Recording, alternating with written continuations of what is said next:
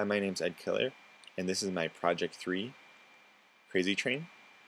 For this project, we're tasked with collecting data from a CTA train using our smartphones, and then visualizing the data. The data set that we're looking at right now is the Android raw data,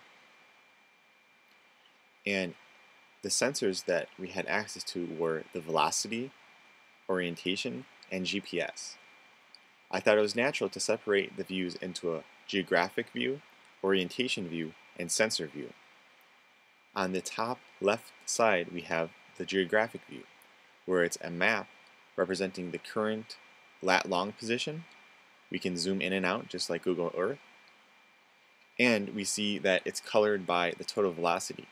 This is the x, y, and z values, taking the absolute value of them and added up.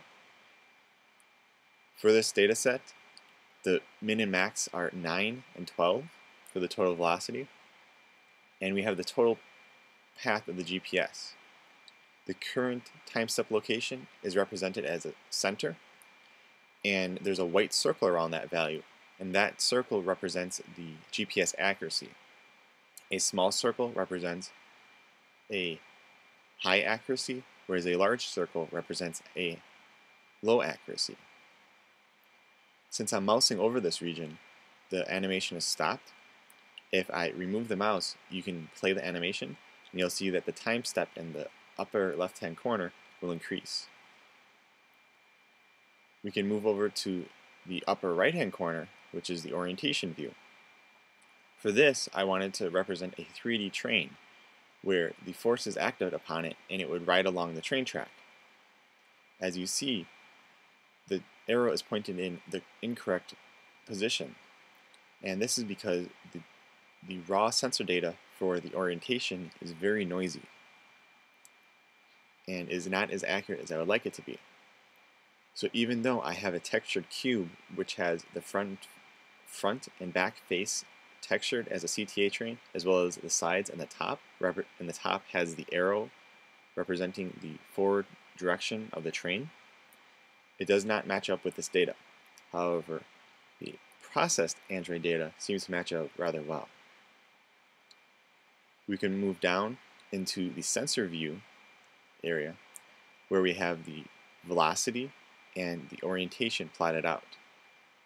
We have circles representing the current time step. We can mouse over and see any time step location. We can also mouse over this bottom area and see that the next stop approaching is going to be Kedzie-Holmen at 11:37.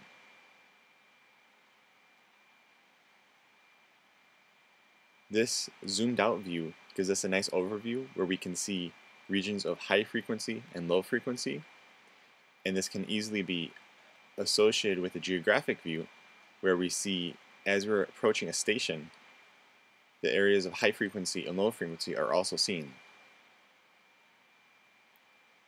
If we want to get a closer view of this high frequency area, we can use the middle mouse button or mouse wheel to zoom into that area. We can use the left mouse button to click and pan into a particular area. And you'll see that we're approaching the Kedzie-Holmen station, an area of high total velocity.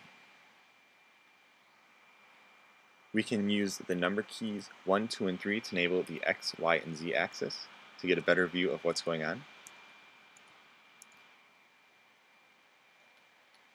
And then we can zoom out.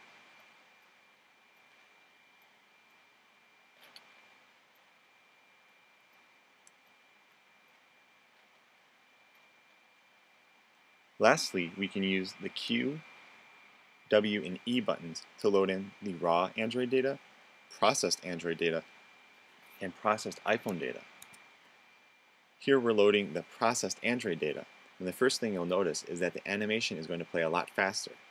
That's because the processed data doesn't need to sync the time steps between the different sampling rates of the orientation, acceleration, and GPS data. You'll also notice that the orientation view has a much closer representation of what's going on.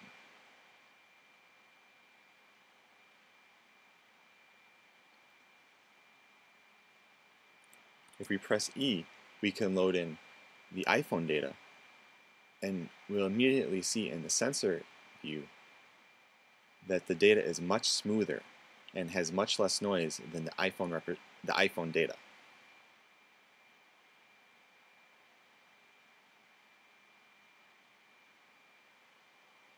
Thank you.